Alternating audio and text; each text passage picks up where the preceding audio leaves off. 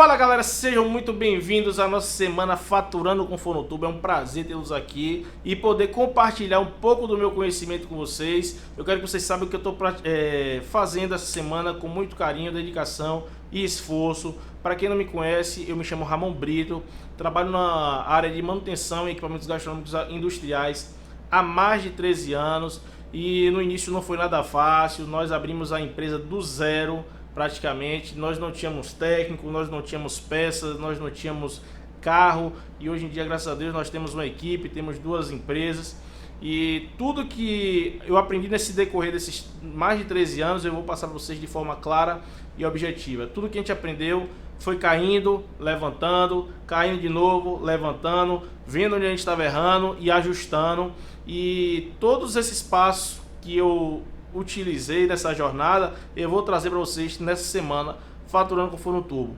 Só que nesse vídeo eu vou ser bem específico em como você pode faturar, quais são as formas que você pode faturar com prestação de serviço. Eu trouxe aqui 7 que eu vou abordar para vocês, que são as 7 formas que mais me dão resultados aqui dentro da minha empresa para poder prestar serviço e faturar com isso. E a primeira delas, vamos começar, a primeira delas é o deslocamento.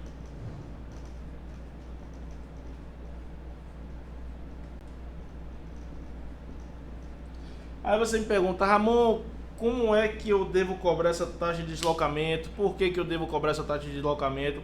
E eu vou te ser sincero, no início, quando a gente abriu a empresa, nós não cobrávamos taxa de deslocamento. Só que nós percebemos que estávamos tendo muito prejuízo, por conta de que, quando a gente ia no cliente, a gente perdia tempo para chegar até o cliente, no trânsito, perdia tempo para poder analisar o equipamento dela, qual era o problema do equipamento dela. A gente tinha custo com combustível para chegar até ela. Às vezes tínhamos que pagar pedágio também para poder chegar até o cliente. E quando eu chegava lá no cliente, nós saímos com a mão abanando, porque às vezes o cliente não aceitava o orçamento. Então nós decidimos cobrar a taxa de deslocamento. Nós implantamos na empresa e todo cliente que quer o serviço, ele tem que pagar o deslocamento. Se ele não pagar, infelizmente a gente não vai poder atender, porque também nós temos que entender o seguinte, os dois têm que ganhar, né? Não só um. Então a gente percebeu que tinha muitos clientes que queriam explorar e não era o perfil de cliente que a gente queria para a nossa empresa. Então nós começamos a cobrar o deslocamento. Então tudo isso por conta do tempo gasto, do combustível gasto, pedágio. Muitas das vezes, às vezes você tomava uma multa por você estar em um lugar ali que você não conhecia. Então, para cobrir esses custos, nós tivemos que cobrar o deslocamento, né? E então a gente esperava juntar, por exemplo, se ele ficava em outra cidade, a gente esperava juntar uns 2, 3 ou 4 serviços, que tinha muito serviço para essa cidade. Então a gente esperava acumular uma rota e a gente ia lá efetuar esse serviço do que o cliente solicitou e cobrar apenas o deslocamento e não cobrava o quilômetro rodado, porque ia ficar muito caro para ele. Então, já falando sobre quilômetro rodado, a segunda forma era o quilômetro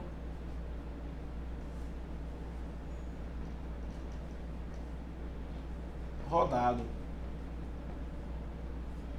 O quilômetro rodado nada mais é do que a despesa que nós cobramos para o cliente para chegar até ele em outra cidade.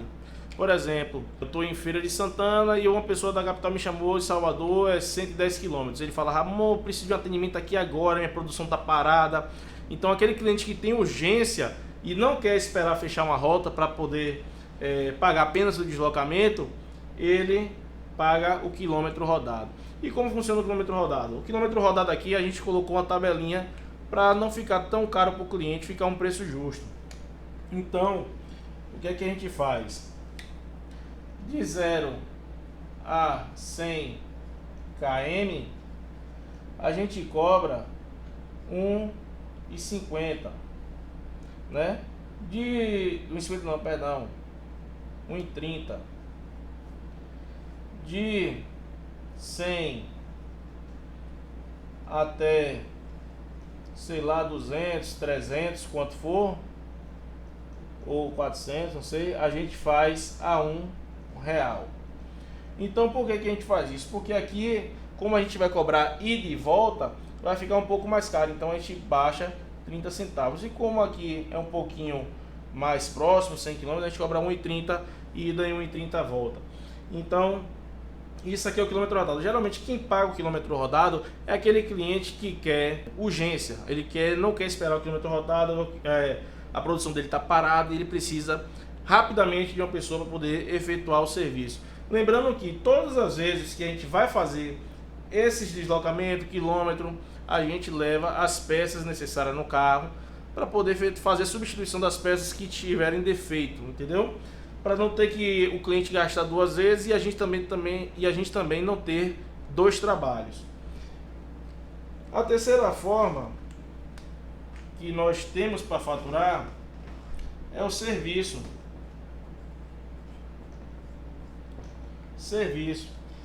Como é que pode ser cobrado o serviço? O serviço ele pode ser cobrado de várias formas, né? Você pode cobrar pela complexidade do serviço, você pode cobrar você pode fazer uma tabela também de pequeno, médio e grande porte.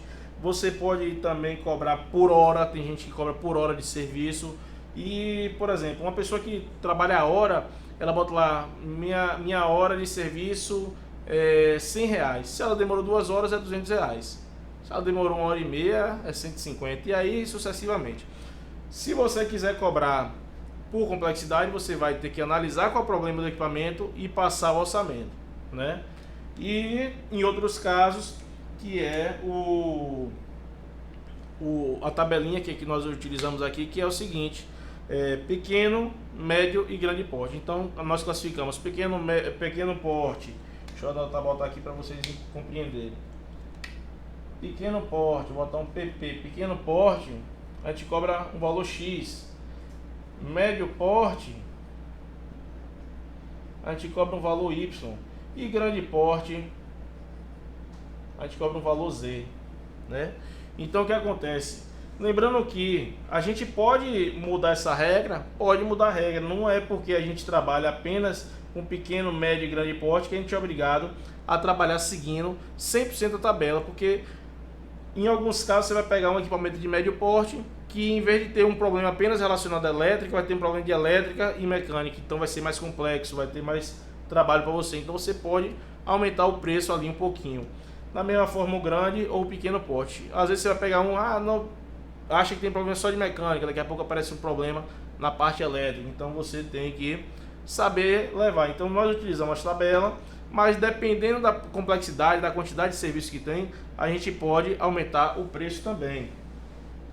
O quarto ponto, a quarta forma de faturar que nós temos é na venda de peças. É o que nos dá um lucro muito bom.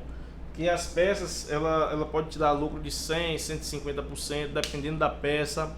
E é sempre bom você ter peças em estoque para quando você realizar o serviço, você já embutir no serviço. Se você espera o cliente comprar, você já perdeu aquele dinheiro, você está botando dinheiro na mesa, você está perdendo aquele dinheiro. Então é importante que, por exemplo, você tenha uma peça ou duas de cada guardada, não precisa ser muitos, mas as peças que mais saem. Por exemplo, válvula de gás, controladores, válvula de água, eletrodos, peças, termopar, peças que você sabe que você vai vender, borracha da porta do forno que o pessoal troca com frequência. Então é bom ter um estoque dessas peças para você não perder esse dinheiro para o seu cliente. Tem muito cliente que fazem orçamentos e se você tiver aquele serviço, aquela peça, ele quer o serviço na hora, ele quer realizar na hora. Então você já ganha um ponto com ele em relação à venda de peças. Se você não tiver condição de fazer um estoque grande, vai começando devagarinho, fez o serviço, tira um dinheirinho. Por exemplo, ganhou 100 conto, tira 40, compra umas pecinhas, já deixa guardada. No próximo, a mesma coisa, sempre vai tirando uma pontinha e vai fazendo seu estoquezinho devagar. Não precisa você ter tudo, mas ter um pouquinho só de cada coisa, porque é o que vai lhe dar lucro. Eu vou lhe dizer uma coisa, na minha empresa mesmo, o serviço aqui, eu acho que deve ser... Em relação à venda de peças aqui, é muito baixo, porque o meu maior foco aqui é venda de peças. Nós vendemos muita peça, nós fazemos também muito serviço, mas quando eu comparado a serviço com peça, nós vendemos muito mais peça do que realizamos serviço, Porque tem cliente que ele às vezes não quer o serviço porque acha caro e ele compra apenas a peça e ele mesmo tenta resolver o problema dele. Mas você também não perde dinheiro da venda de peça, né? O quinto ponto que nós temos é planos ou contratos.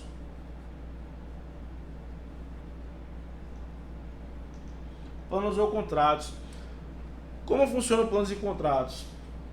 Quando você tem algum cliente que ele tem muita escala de produção, ou tem aqueles clientes que gostam muito de ter seus equipamentos funcionando em perfeito estado ali e querem realizar manutenções preventivas periodicamente, clientes que não podem deixar o equipamento quebrar de jeito nenhum, eles precisam de manutenção preventiva.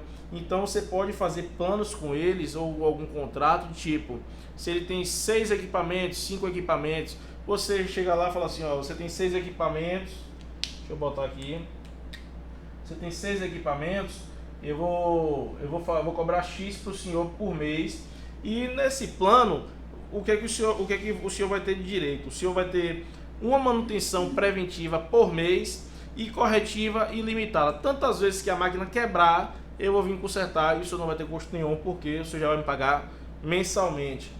Você pode estabelecer ou por equipamento, por exemplo, esse aqui 6, 10 equipamentos, valor Y, 12 equipamentos, valor Z, e assim sucessivamente. Você vê uma forma que você não fique no prejuízo e nem o cliente fique no prejuízo.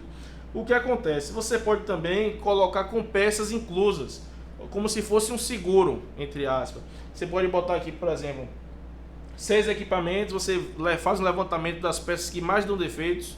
Por exemplo, você pegou uma modeladora, você sabe que tem que trocar pano, a lona da modeladora de tanto em tantos meses, então você já deixa ali embutido, né? Você sabe que vai ter que trocar uma engrenagem a tantos meses. Então, você pode fazer um levantamento de peças que ele utiliza, faz um cálculozinho, né, uma tabela, e fala assim, rapaz, eu posso fazer também o seguinte, eu lhe dou a manutenção desses 6 equipamentos e o senhor não tem custo de peça nenhum, o senhor só vai me pagar X valor mensal, entendeu? Então você pode fazer isso tanto com de 6, quanto de 10, quanto de 12, fica a critério. Outra forma que nós utilizamos aqui para poder faturar é com a taxa de orçamento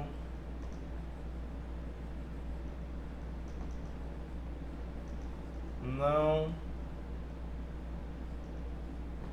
aprovada.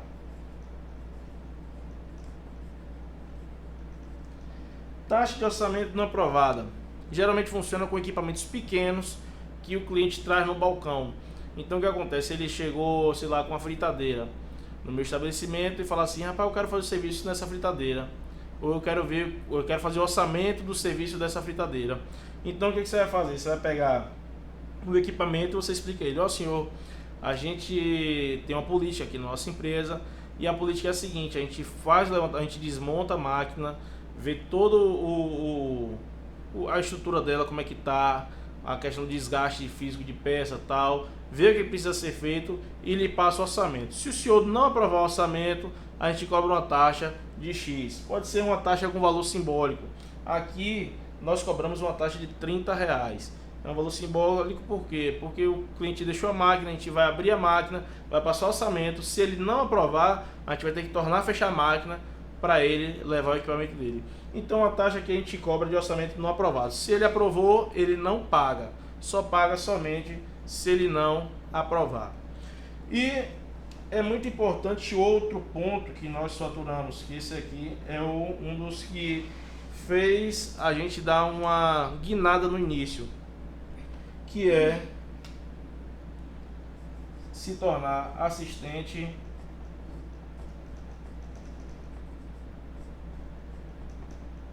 técnico autorizado. Vou botar aqui embaixo. Autorizado.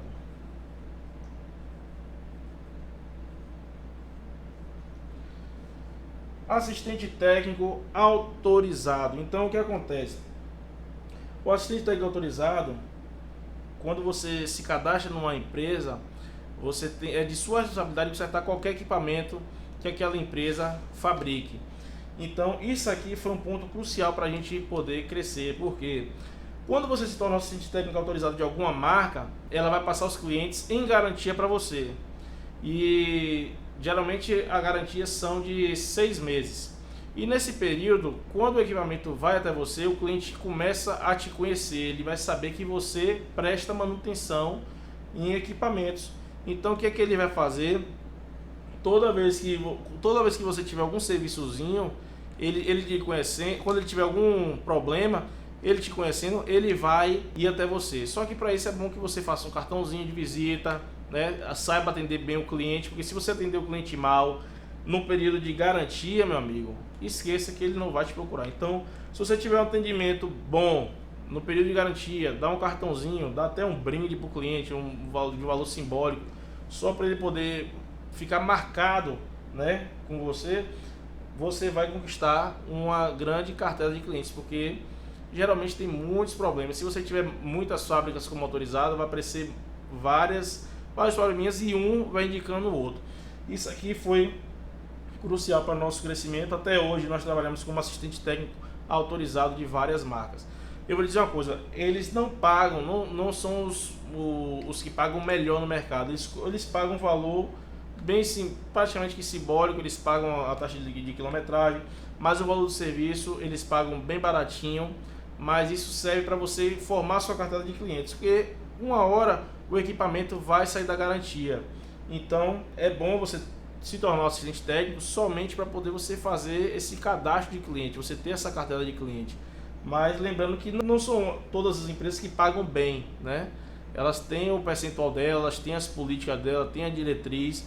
Tem empresas que pagam R$1 o quilômetro, tem empresas que pagam R$1,20, tem empresas que pagam R$95, já tem empresas que pagam por hora trabalhada, paga R$25 a hora trabalhada, tem empresas que pagam por tipo de serviço, pagam R$75 pelo serviço, já tem empresas que pagam 100, então é muito relativo, entendeu? Vai depender do tipo do equipamento, do tipo de tudo, então é muito relativo e é uma forma boa também de você faturar. Então na nossa empresa nós temos essas 7 formas de faturar. Essas 7 formas de faturar, para nós chegarmos aqui, foi muito tropeço, foi muita garra e muita dedicação. Lembrando que a gente fatura dessa forma, mas a gente está sempre tentando inovar de alguma outra forma. A gente não fica meio que parado no mercado. Então essas 7 aqui são as que mais me dão resultado. Então vamos fazer uma continha básica aqui, só para vocês terem ideia de quanto você pode faturar se você estiver prestando serviço. Supondo que, deixa eu apagar aqui para ficar melhor.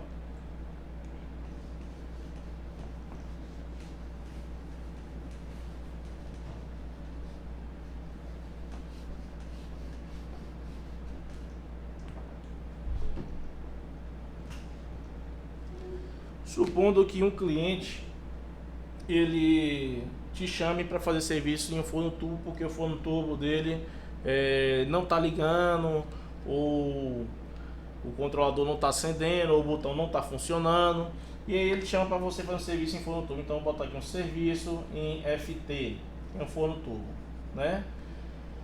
Se for na mesma cidade, nós cobramos aqui, dependendo da complexidade, R$150 de serviço, né? Se for constatado que lá é um problema no controlador, nós vendemos um controlador aqui, ó.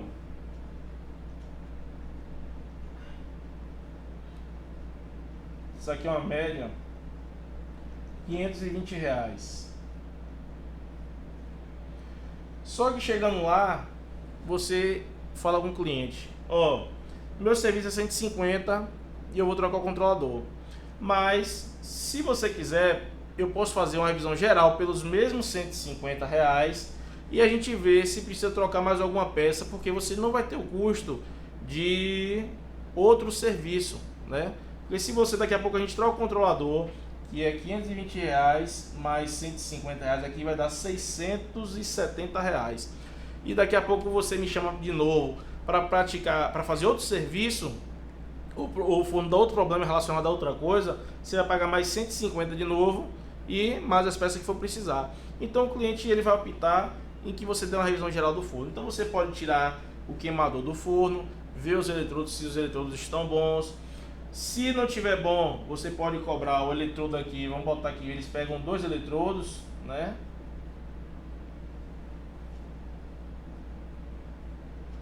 Dois eletrodos, cada um nós vendemos a 60.